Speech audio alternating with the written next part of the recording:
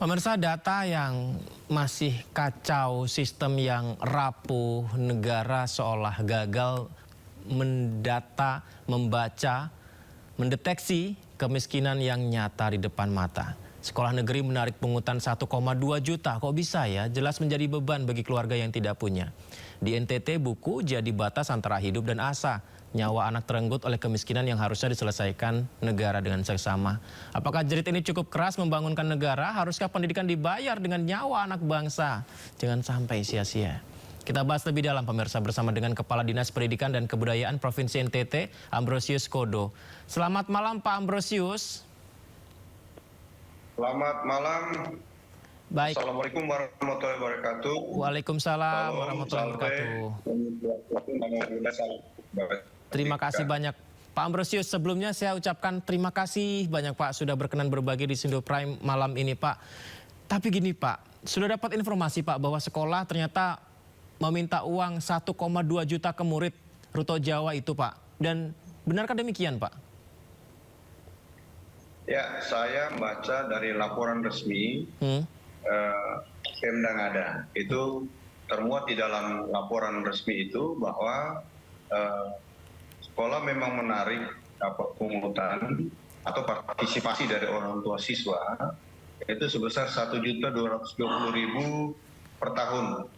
Itu saya membaca di laporan, bukan hanya di media tapi saya membaca di laporan Pemda. Oke, jadi benar adanya Pak ya, dalam 1 tahun 1,2 juta tadi Pak ya? Ya, kalau sesuai laporan resmi dari Pemda berarti itu betul, investigasi oleh Pemda, saya kira itu betul. Nah, itu apakah dibenarkan Pak kalau sekolah tersebut memungut uang kepada siswa demikian? Meskipun alasannya ini sudah kesepakatan antara sekolah dan orang tua siswa, Pak Ambros. Baik, kalau kita melihat ketentuan yang mengatur tentang partisipasi orang tua peserta didik, tentu kita bisa melihat di tahun 2024 dengan keputusan Mahkamah Konstitusi nomor 3 garing PUU datar 22 tahun 2024, itu sebenarnya sudah diatur bahwa negara usia dasar 9 tahun di SD, itu berarti bahwa tidak boleh ada pungutan lagi oleh sekolah-sekolah, sekolah negeri maupun sekolah swasta. Nah ini di sekolah negeri, itu kita lihat dari yang pertama. Kemudian yang kedua, kita lihat dari Impres nomor 8 tahun 2025, pelaksanaan pengentasan kemiskinan dan penghapusan kemiskinan ekstrim. Jelas pada strategi utama yang pertama adalah pengurangan beban pengeluaran masyarakat miskin. Nah itu berarti bahwa sebetulnya rakyat miskin tidak boleh dikenakan pungutan apapun, apalagi adalah pengenalan untuk mencerdaskan kehidupan bangsa. Sehingga sebenarnya tidak perlu ada pungutan. Kemudian yang berikut, untuk operasional sekolah.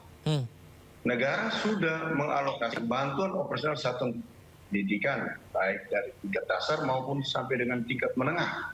Sehingga keadaan ini atau dasar hukum dan kebijakan negara ini sebenarnya sudah sangat jelas bahwa untuk sekolah-sekolah negeri itu tidak perlu ada pungutan-pungutan yang membebankan orang tua siswa.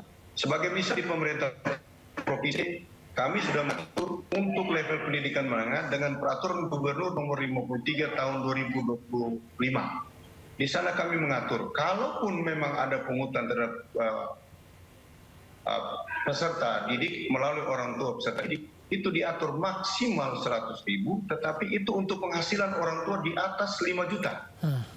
Kemudian di bawah 5 juta itu kan diatur dan kategori-kategori, bahkan sampai dengan orang tua miskin itu bisa ditunjukkan bukti keluarga miskin, itu harus dibebaskan daripada pungutan-pungutan itu.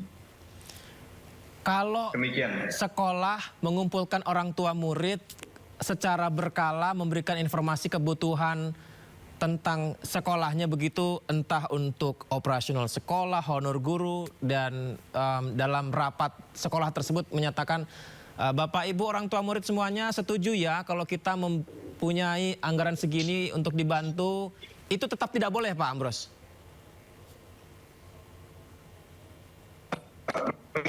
apabila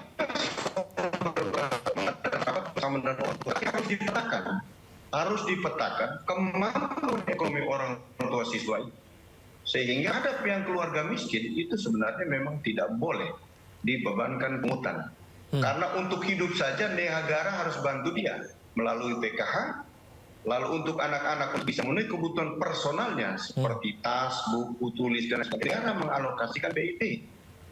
Sehingga sesungguhnya itu tidak boleh dikenakan pada orang tua dari peserta didik atau orang tua peserta didik dengan kategori miskin ataupun miskin.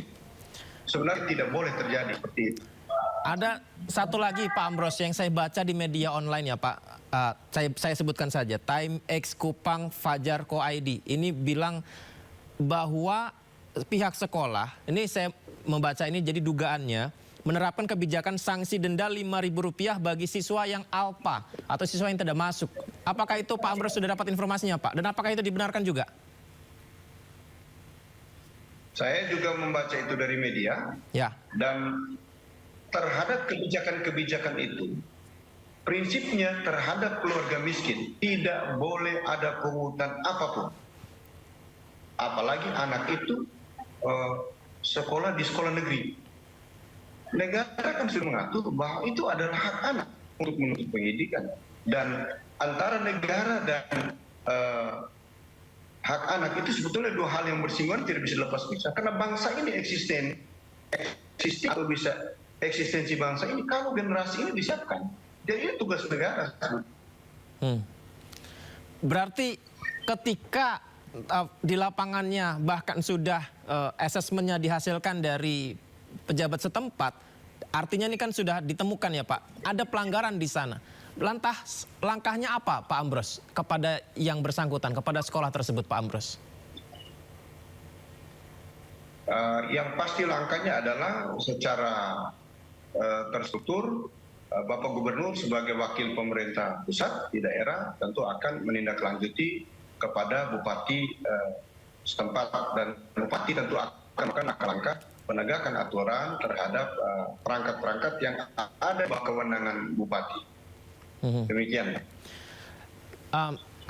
Apakah Pak Ambros, ini kan akhirnya masyarakat bertanya-tanya begitu ya. Ini kan yang mungkin kita tidak bisa deteksi ketika peristiwa ini tidak terjadi begitu. Kalau selama ini khawatirnya Pak Ambros, apakah masih ada Pak beberapa sekolah yang memungut uang seperti itu Pak? Apakah ini akhirnya menjadi satu langkah dari pemerintah provinsi untuk melihat beberapa daerah setempat, jangan-jangan masih ada yang memungut seperti ini Pak Ambros? Baik, terima kasih.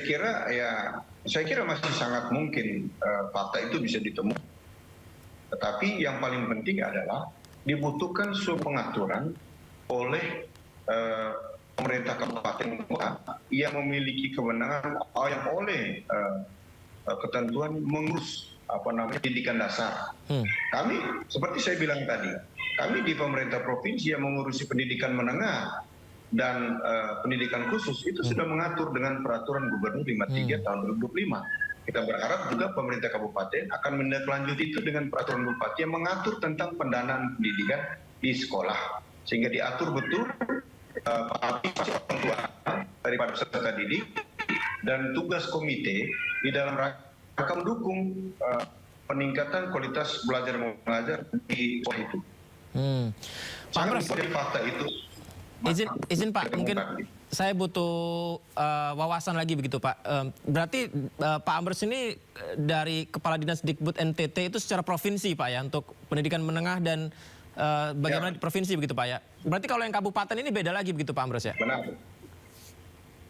Ya, kabupaten itu di bawah kewenangan yang mengurusi pendidikan dasar, PAUD, TK, SD, SMP. Itu diurus oleh pemerintah kabupaten kota.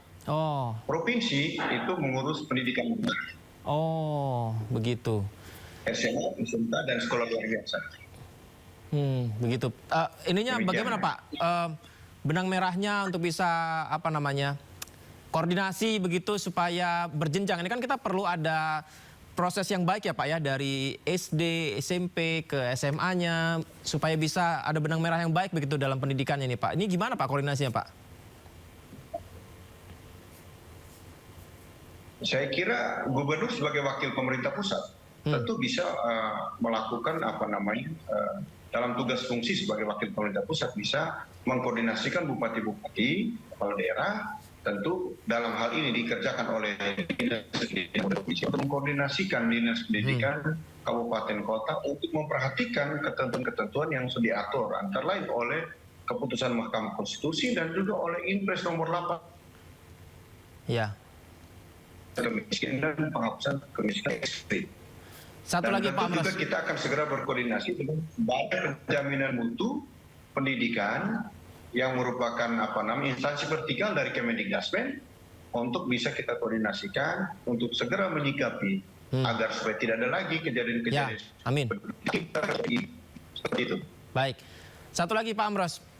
Ini tuh apakah baru kali ini Pak Amros mendengar ada pungutan atau sebelumnya banyak Pak laporan tentang pungutan di sekolahan Pak Amros? Ya. Gimana Pak? Apakah ini adalah informasi pertama yang Pak Amros dengar bahwa ada sekolah yang meminta pungutan seperti ini Pak? Apa sebelumnya sebenarnya banyak Pak keluhan seperti ini Pak Amros? Ya, sebenarnya sebelumnya itu ada keluhan seperti itu, tapi kita merujuk kembali kepada aturan yang tadi sebagaimana saya sampaikan tadi. Sehingga pungutan-pungutan itu sebenarnya tidak boleh terjadi lagi. Begitu. Baik. Sehingga dibutuhkan koordinasi yang tapi untuk supaya bisa penegakan aturan-aturan yang sudah diatur. Tetapi juga saya sampaikan tadi kami di bawah pimpinan Pak Gubernur dan Wakil Gubernur melakukan rapat koordinasi dengan Bupati, Wali Kota, dan stakeholder terkait untuk menindaklanjuti kondisi ini, memastikan kehadiran negara untuk memastikan data-data terkait dengan perlindungan sosial itu bisa dirapikan, bisa kemudian bisa lebih cepat menghindari alasan-alasan administrasi untuk hal-hal yang substansi. Sehingga sampai administrasi dan menyampaikan yang substansi tadi luar biasa rapat tadi dan mendapat dukungan dari kepala daerah dalam hal ini bupati, wali kota yang mengikuti rapat tadi. Kita sepakat bahwa kita harus mengakhiri kondisi ini. Ya. Demikian. Setuju, Pak Amros, setuju. Jangan sampai karena administrasi masalahnya jadi malah mencuri hak yang harus didapatkan anak-anak Indonesia. Pak Amros, terima kasih banyak ya Pak ya. Izin Pak, nanti mungkin kita bisa dialog kembali Pak, dan doa kami untuk NTT semoga pendidikannya semakin baik, anak-anak di sana semakin sejahtera, Indonesia semuanya semakin sejahtera. Makasih ya Pak Amros ya. Selamat malam Pak, assalamualaikum.